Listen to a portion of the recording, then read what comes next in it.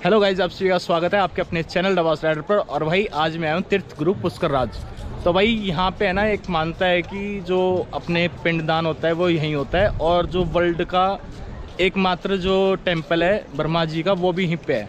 तो हमारे साथ हैं आज अंकुर पंडित जी, हाँ ये रे, और ये है ना आपको यहाँ के बारे में जो पूरी हिस्ट्री है वो बताएंगे। तो चलिए शुरू करते हैं अपनी आज की वीडियो को। तो पंडित जी अपना जो ये पुष्कर है ये मतलब यहाँ पे हुआ कैसे, मतलब नाम कैसे पड़ा इसका और इसके बारे में? ये पुष्कर हिंदुओं में सबसे बड़ा तीर्थ स्थान माना जाता है। पुष्कर संसार का सबसे पहला तीर्थ है। ये तीर्थ सतयुग में बना था। स्वयं भगवान ब्रह्मा ने इसी तीर्थ में सृष्टि की रचना के लिए यज्ञ किया था। पुष्कर जिसके लिए सभी पब्लिक यहाँ आती है, पुष्कर का यहाँ कोई मंदिर या कोई मूर्ति नहीं है। पुष्कर जल का यहाँ नाम है। जल का नाम पुष्कर होने से इस नगर को भी पुष्कर के नाम से जाना जाता है। पुष्प कमल के फूल को कहा गया है। कर संस्कृत में हाथ को कहते हैं। भगवान ब्रह्मा ने अपने हाथों से कमल का पुष्प चलाया, जो ये संसार का ब्रह्मांड का चक्कर काटता हुआ इस पवित्र धरती पर आके गिरा। पुष्प इतनी तेज गति से गिरा, पुष्प के गिरने से पाताल छेदन करके सरोवर का जल का उत्पत्ति हुआ, इसलिए जल सरोवर का नाम पड़ा पुष्कर, और ये नगर को भी पुष्कर के नाम से जाना गया। चलिए, तो पंडित जी यहाँ पे जो ब्रह्मा जी थे उन्होंने मतलब पूजा पाठ किया, कैसे क्या किया था यहाँ पे? जी भगवान ब्रह्मा ने, आप दोनों आंखों से जो कुछ भी देख सकते हैं ये भगवान ब्रह्मा का बनाया हुआ है। और भगवान ब्रह्मा ने पुष्कर तीर्थ में ही सृष्टि की रचना के लिए यज्ञ किया था, जिसके उपलक्ष्य में यहाँ पे हर साल पुष्कर का मेला लगता है। ये पुष्कर मेला कार्तिक महीने की एकादशी से लेकर पूर्णिमा तक भरता है, जो कि नवंबर के महीने में आता है। सरोवर के बीच में जो आप छोटा मंदिर देख रहे हैं, ये ब्रह्मा का यज्ञ वेदी माना जाता है।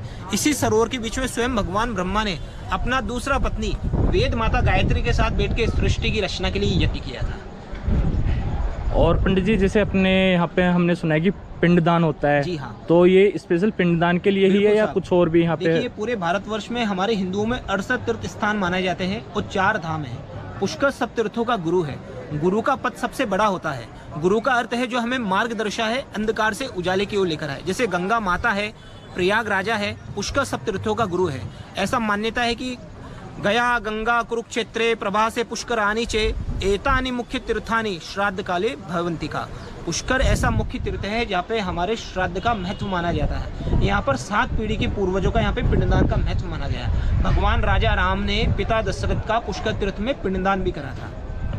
तो ऑल ओवर इंडिया भाई देखो 4 स्थान है जहाँ पे पिंडदान होता है, उनमें से पुष्कर हमारा मेन है, क्योंकि यहाँ पे हमारे 7 पीढ़ियों का होता है। बाकी जो और जगह वहाँ पे 3 पीढ़ी और 5 पीढ़ी उस हिसाब से होता है। अच्छा पंडित जी, यहाँ पे है ना मतलब घाट कितने हैं? इस सरोवर के पीछे 52 घाट बने हुए हैं। ये घाट राजा महाराजाओं देवी देवताओं के दान और भेंट करे हुए हैं यादगार के रूप में। 52 घाट इसलिए क्योंकि एक साल में 52 हफ्ते होते हैं। जैसे ब्रह्मा जी ने यहाँ पे यज्ञ किया तो ब्रह्म घाट बना। भगवान राजा राम ने पिता दशरथ जी का पिंडदान करा तो उन्होंने अपने यादगार में भगवान राम के नाम से राम घाट बनाया। 1911 में ब्रिटिश गवर्नमेंट जब इंडिया में था तो क्वीन मैरी भी इधर में आई था। उसका कोई बच्चा नहीं था। पूजा करने से उसका मनोकामना पूरा हुआ तो उसने अपने नाम से घाट बनाया और 1000 पाउंड इस टाउन को डोनेट कर रहा था रिनोवेटेड कराने के लिए 1911 में। यहाँ पर गुरु गोविंद सिंह जी भी पुष्कर तीर्थ में आए थे। उन्होंने यहाँ पे गुरु ग्रंथ साहिब का पाठ भी करा था। और महात्मा गांधी, जवाहरलाल नेहरू, राजीव गांधी का अस्थि विसर्जन भी पुष्कर तीर्थ में हो रखा है, इसलिए यहाँ पर एक गांधी घाट भी बना हुआ है। तो यहाँ पर 52 घाट है जो कि राजा महाराजाओं देवी देवताओं के दान और भेंट करे हुए यादगार के रूप में। तो जैसे एक चीज़ और है पंडित जी, यहाँ पे से जो अपने मंदिर है ब्रह्मा जी का, तो उसमें पूजा पाठ का कैसे क्या है? देखिए, पुष्कर में ब्रह्मा जी का पहले यहाँ कोई मंदिर नहीं था। ब्रह्मा जी का जो मंदिर है इसे आदि शंकराचार्य जी ने बनवाया था। आदि शंकराचार्य जी सबसे बड़ा पद है, ये बहुत बड़े संत थे। उन्होंने ही भारत भ्रमण करा था। एक समय ऐसा था जब भारत में हिंदू धर्म लुप्त होते जा रहा था और हर जगह बौद्ध धर्म का फैलाव था। तो आदि शंकराचार्य जी ने पूरा भारत भ्रमण करा और हिंदू धर्म को पुनः स्थापित करा। जब वो यहाँ पुष्कर में आए तो ब्रह्मा मंदिर बनाया। तो ब्रह्मा मंदिर जो है वो शंकराचार्य जी के द्वारा बनाया गया है। पुष्कर सरोवर स्वयं भू तीर्थ है। इससे पहले कोई तीर्थ नहीं था, इसे स्वयं भगवान ब्रह्मा ने बनाया है। ये 8 भू वैकुंठों में आता है। इसे अष्टभू वैकुंठ भी कहा गया है, अर्थात भूमि पर वैकुंठ के समान तीर्थ माना जाता है। तो पंडित जी जो अपने यहाँ पे ब्रह्मा जी का जो टेम्पल है उसमें हमारी मतलब पूजा पाठ कर सकते हैं हम? जी नहीं, ब्रह्मा मंदिर में केवल जो साधु सन्यासी है वो साधु संतों का गद्दी है, वहाँ नागा साधु का गद्दी है। तो गृहस्थी वाला मंदिर में जाके दर्शन करता है, वहाँ दर्शन कर सकते हैं। जो भी आपका प्रार्थना है आप ब्रह्मा जी को सुनाया जाता है। पर जो गृहस्थी वाला है वो सरोवर का ही यहाँ पूजा करता है। इसका कारण है क्योंकि भगवान ब्रह्मा ने सरोवर पे ही सृष्टि की रचना के लिए यज्ञ किया था। साक्षात ब्रह्मा यहाँ जल रूप में विराजमान है। और ब्रह्मा जी का जो पहला पत्नी सावित्री है, उन्होंने ही ब्रह्मा को श्राप दिया था कि आपने मेरे होते हुए दूसरी बार विवाह किया, इसलिए हम आपको श्राप देते कि संसार में आपका एक ही तीर्थ होगा। इसी कारण से ब्रह्मा जी का केवल एक ही तीर्थ है पुष्कर। और दूसरा श्राप दिया, गृहस्थी वाला आपका मूर्ति पूजा नहीं करेगा। इसी कारण से हम लोग हमारे घर में ब्रह्मा जी का मूर्ति नहीं रखते हैं। जी जी। तो भाई ये जो टेम्पल है यहाँ पे पुष्कर में दुनिया का एकलौता ऐसा टेम्पल है जहाँ पे ब्रह्मा जी की पूजा होती है। और आप मतलब कहीं भी घूम लो, आपको कहीं भी ब्रह्मा जी का कोई टेम्पल नहीं मिलेगा इसके सिवा। और ऐसा मान्यता है पुष्कर तीर्थ का कि हमारे हिंदुओं में करीब 68 तीर्थ स्थान और 4 धाम हैं, पर जीवन में पुष्कर आना जरूरी है। अगर पुष्कर नहीं आते तो यात्रा सफल नहीं है। ऐसा मान्यता है कि गंगा जावे गोमती जावे, एक धाम पुष्कर नहीं आवे, नर मुक्ति नहीं पावे। इसलिए पुष्कर तीर्थ जीवन में आना जरूरी माना गया है। जैसे मुस्लिमों में मक्का मदीना हज यात्रा को बड़ा तीर्थ माना जाता है, ऐसा हिंदुओं में करीब 68 तीर्थ स्थान माने जाते हैं और 4 धाम माने जाते हैं। तो पुष्कर सब तीर्थों का गुरु है। बिना गुरु के कोई भी यात्रा मंगल में नहीं है। तो जीवन में पुष्कर आके गुरु का आशीर्वाद लेना जरूरी है, जिससे सर्व कार्य सभी के पूर्ण होते हैं और गुरु सभी का मार्गदर्शन करता है। अच्छा पंडित जी, एक चीज और, जो हमारे पिंडदान तो यहाँ हो जाते हैं, हाँ। और बाकी इससे अलग भी कोई पूजा है जो हमारे यहाँ पे होती है? ऐसा है, यहाँ पे श्राद्ध कर्म के लिए इसलिए आया जाता है क्योंकि इसे पितृ तीर्थ कहा जाता है। यहाँ पे पितरों का आवास है। जैसे हम लोग हमारे घर में निवास करते हैं, हमारे पूर्वज यहाँ पे तीर्थों में आके वास करते हैं और वो आशा करते हैं कि मेरे खून से बना तीर्थ में आएगा तो मुझे याद करके तर्पण पिंडदान श्रद्धांजलि करेगा। और जैसे ही हम उनका आह्वान करते हैं वो सूक्ष्म रूप में आके प्रकट होते हैं और हमसे प्रसन्न होकर हमें आशीर्वाद देके जाते हैं। उसके अलावा पुष्कर तीर्थ में सुख शांति का पूजा होता है। जो भी मनोकामना लेकर आता है वो यहाँ पे पूर्ण होता है। अगर किसी के विवाह में देरी हो तो पुष्कर तीर्थ के दर्शन करने से उसका विवाह पूर्ण होता है। यहाँ पे सभी प्रकार का कार्य पूर्ण होता है। ये गुरु है, गुरु के दरबार से कभी कोई खाली नहीं जाता है।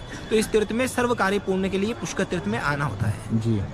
तो भाइयों जो अपने पंडित जी हैं यहाँ पे ना मतलब पिंडदान करवाते हैं, तो अगर आपको मतलब इनसे कोई भी जानकारी चाहिए तो भैया आप अपना एक बार नंबर बता दो। आपका नंबर? मेरा नाम अंकुर पाराशर है, पंडित अंकुर पाराशर। मेरा फ़ोन नंबर है 9887370964। तो भैया आप सब है ना मतलब भैया से कांटेक्ट कर सकते हो ऑनलाइन, घर बैठे अपना कोई भी जानकारी आप भैया से लो। और फिर जैसे यहाँ पे आना है तो यहाँ पे आके आप आने से पहले भैया से पूछ सकते हो कब आना है, कैसे आना है, पूरा रास्ता भैया बता देंगे। और जो यहाँ की लोकेशन है वो मैं अपने जो डिस्क्रिप्शन लिंक है वहाँ पे मैं डाल दूँगा। तो पंडित जी अपने यहाँ पे आने के लिए क्या मतलब सुविधा है कि हम कैसे यहाँ पे आ सकते हैं? जी, पुष्कर बड़ा तीर्थ स्थान माना जाता है, तो यहाँ पे सरकार की तरफ से पूरी यहाँ पे सुविधा है यजमानों के लिए। तो यहाँ पे पास में ही 15 किलोमीटर दूर अजमेर रेलवे स्टेशन है, जो बड़ा रेलवे स्टेशन है। वहाँ से सभी ट्रेनें आती है। रेलवे स्टेशन से आप बाय बस टैक्सी के द्वारा यहाँ पर आ सकते हैं। अजमेर से पुष्कर 15 किलोमीटर पड़ता है, करीब आधे घंटे का रास्ता। तो पंडित जी यहाँ पे अगर हम घाटों की बात करें तो एक बार घाटों के आप नाम बता दोगे कौन कौन से हैं और किधर से मतलब स्टार्ट, सामने से स्टार्ट करते हैं हम? जी हाँ, ये जो आप सामने देख रहे हैं बड़ा घाट, इसे जयपुर घाट कहा गया है। इसे जयपुर महाराजा का घाट कहा गया है। जयपुर के महाराजा पुष्कर तीर्थ में स्नान पूजा के लिए आए थे, तो उन्होंने अपनी यादगार के लिए यहाँ पे बड़ा घाट बनवाया था। और इस घाट के पीछे ही RTDC का होटल है, जो राजा मान महल के नाम से भी जाना जाता था। राजा का दरबार पहले यहीं लगता था। जयपुर घाट के पास में जो आप देख लिए ग्वालियर महाराजा का घाट है, जो ग्वालियर घाट के नाम से जाना जाता है। यहाँ पे माता जी की बहुत अच्छी दर्शनीय मंदिर भी है। उसके पास में ही इंद्र घाट है, जो देवताओं के राजा इंद्र का मंदिर है, इसलिए ये इंद्र घाट के नाम से जाना जाता है। भगवान सूर्य का सूर्य घाट है, चंद्र घाट है। शिव भगवान के नाम से 108 महादेव घाट है, जहाँ पे 108 ज्योतिर्लिंग बने हुए हैं। भगवान विष्णु के नाम से बड़ा घाट है, जहाँ पर आरती भी होता है सुबह शाम। उसके बाद में जो बद्री नारायण के नाम से बद्री घाट बनाया गया है। यहाँ सरोवर पे मुख्य गौ घाट है। गौ घाट इसलिए माना जाता है, यहाँ पे गौ माता का बड़ा मंदिर है। और यहाँ पर मुगलों से गायों की रक्षा के लिए यहाँ के राजपूतों ने युद्ध भी करा था, उसके उपलक्ष्य में यहाँ पे गौ घाट माना जाता है। ये बड़ा मुख्य घाट माना जाता है। यहाँ सुबह शाम आरती होता है। भगवान कल्याण जी का यहाँ पे बड़ा विराट स्वरूप मंदिर भी माना जाता है। उसके पास में जो आप देख रहे हैं भगवान यज्ञ घाट है, जहाँ पे ब्रह्मा जी ने यज्ञ किया था, जहाँ यज्ञ घाट है। जहाँ पे सिद्धेश्वर बालाजी का बड़ा मंदिर है, जो बहुत ही दर्शनीय मंदिर है। उसके पास में जो आप देख रहे हैं ब्रह्मा घाट है, जहाँ पे स्वयं भगवान ब्रह्मा का मुख्य घाट माना जाता है। इसका जो मुख्य पूर्व दिशा की तरफ है, इसलिए पूर्वमुखी मुख्य घाट माना जाता है। ये 52 घाट यहाँ पर बने हुए हैं। और जैसे जो अंग्रेजों का जो आप बता रहे थे वो इसमें कौन से हैं? उसी घाट के गऊ घाट के पास में ही जो आप घाट देख रहे हैं, इसे जनाना घाट के नाम से जाना जाता है। क्वीन मैरी ने इस घाट को बनवाया था और इसे जनाना घाट के नाम से जाना जाता है। अच्छा पंडित जी, एक है ना ऊपर वो टेम्पल भी दिख रहा है ऊपर चोटी पे, वो पहाड़ी पे आप लोग जो मंदिर देख रहे हैं, भगवान ब्रह्मा की जो पत्नी है गायत्री, उनका मंदिर माना जाता है। इसे पाप मोचनी मंदिर कहते हैं। जी जी। अर्थात वहाँ के दर्शन करने से हमारे हाथों से कोई भी तरह का जो पाप हुआ हो, उन सभी का माता जी वहाँ मोचन करती है, अर्थात सब पापों से हमें मुक्त करती है। इसलिए तो जैसे ब्रह्मा जी का हमने यहाँ पे दर्शन किए हैं, उसके बाद वहाँ जाना जरूरी होता है या फिर?